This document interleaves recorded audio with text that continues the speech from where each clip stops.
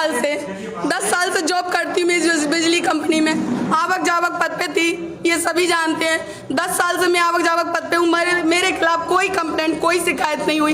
इतने पर भी मेरा ट्रांसफर इन्होंने अनस्किल से स्किल किया, तो मेरा ट्रांसफर इन्होंने ग्रामीण में कर दिया। ग्रामीण में पहुंचने के बाद में मेरे से जेई को क्या चाहिए था कि लेट रात तक काम करने वाला व्यक्ति चाहिए था, टाइपिंग में एक्सपर्ट चाहिए था। उन्होंने इसलिए मैं नहीं कर पा रही थी और रात को मैं रुक सकती थी उनके पास में, मैंने इस चीज की मना कर दी। तो गुप्त में मेरे जेई अमित सिंह ने मेरा ट्रांसफर गुप्त में शाम को 6 बजे के बाद में सर्किल ट्रांसफर का लेटर पहुंचा दिया, बिना नोटिस, बिना किसी चीज के। इन्होंने बिना बताए मेरे को जॉब से हटा दिया। मैं इसकी जानकारी लेने के लिए HR सर के पास में गई। HR सर मुझसे कहती हैं कि आप ना GM साहब से मिल लीजिए, महाप्रबंधक सर से। मैं महाप्रबंधक साहब के साथ में अपने साथी के साथ, पूनम गुप्ता के साथ में बुआर लगाती हुई आई, सर मुझको जॉब से ना निकाले, मेरे 3 बच्चे अनाथ हो जाएंगे, उनका कोई नहीं है सर, मुझे नौकरी से मत निकालिए। नहीं, आप MD सर से मिलिए, हमारे पास MD सर का आदेश है। वे इस बात पे मैं बहुत रोने लगी। नहीं सर, मेरे बच्चों का कोई नहीं है, मैं एक विधवा महिला हूँ, मेरे पास में ना पति है ना कोई प्रॉपर्टी है, मैं कैसे बच्चों को पालूंगी।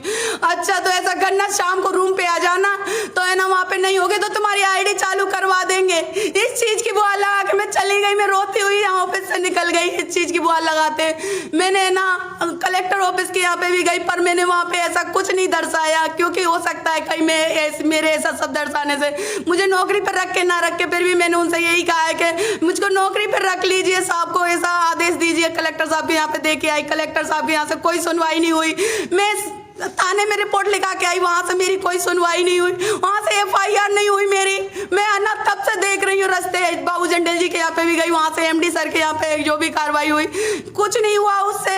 आज मुझे नौबती आ गई, मेरे बच्चे मुझसे कहते हैं मम्मी हम कोचिंग नहीं जाएंगे, मम्मी ऐसी चीज हमें ला के नहीं, कुछ मत दो मम्मी, हमें कुछ नहीं चाहिए। मेरे बच्चे एक बिस्किट के लिए भी बात नहीं कर रहे मुझसे कि मम्मी मेरे पास को हमको एक बिस्किट खाना है। मेरा 11 साल का बेटा अपनी चीजों से समझौता कर रहा है, मेरे जीते जी बच्चे मेरे समझौता कर रहे हैं, तो मेरे जीने का क्या अर्थ है कि मैं तो बिल्कुल व्यर्थ हूँ। इससे तो अच्छा भैया मैं मर जाऊं, या तो मुझे इंसाफ दिला दो, मुझे मेरी नौकरी दिला दो, ऐसे अधिकारी से पीछा दिला दो, छुटा दो, तो कुछ है, नहीं तो मेरा इससे तो अच्छा मेरी जिंदगी खत्म हो जाए तो बढ़िया है। नौबत आई कि आप तेल डाल के यहाँ पर आए आप? सर मैं आज कितने दिन से बैठी मुंह देख रही हूँ कि मुझको बुलाएंगे, अब बुलाएंगे, पर कोई कार्रवाई पुलिस द्वारा भी मेरी FIR नहीं करी जा रही है, कोई सुनवाई नहीं हो रही है। मैं बार बुआर लगा रही हूँ कि मुझे मेरे बच्चों के खातिर बुला लीजिए।